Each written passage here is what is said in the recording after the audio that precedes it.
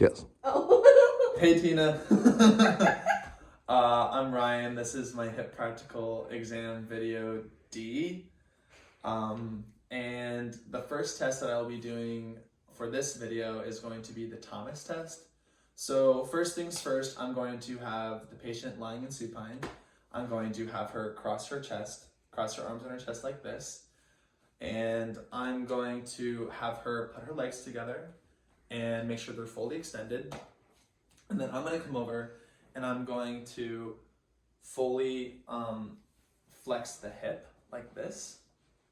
If the knee and hip flexion comes off the table while I'm doing this, that can be indicative of a positive test. If this leg comes off the table, this hip or this knee comes off the table, and that could be indicative of because it's trying to like relieve tension from that hip flexor, so that could be a hip flexor contracture. And there's two parts to the Thomas test. So if this part, let's say it's positive, we go into the next part, which is where I'm going to actually, during this first part, I'm going to have my arm or my hand underneath the back, so I could know that I'm making sure that the hip is fully extended, because the back flattens out against my hand. And I should have had that there when I was doing it, but it's there now, so it counts. And for the second part, I'm going to take it out so that I could apply a downward pressure onto this leg. And if there is excessive lumbar lordosis, then that is a positive test for part 2, and that confirms a hip flexor contracture. Okay, so the next test is the Kendall test. We're gonna go over to this table over here, actually. So I'm gonna have my patient in supine, but she's going to have her knees slightly off the table. Yeah, just like that. So they're hanging off like that. She's going to bring her uninvolved side to her chest. Which leg? Can you bring your uninvolved side? Yeah. So that's your uninvolved side.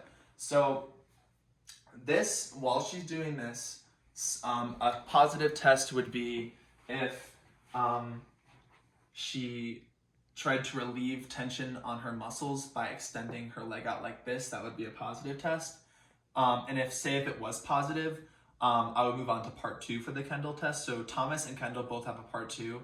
So part 2, I'm going to palpate the area, which is rectus femoris. So if it's positive, that could be indicative of a rectus femoris contracture, and I'm going to palpate the area like so.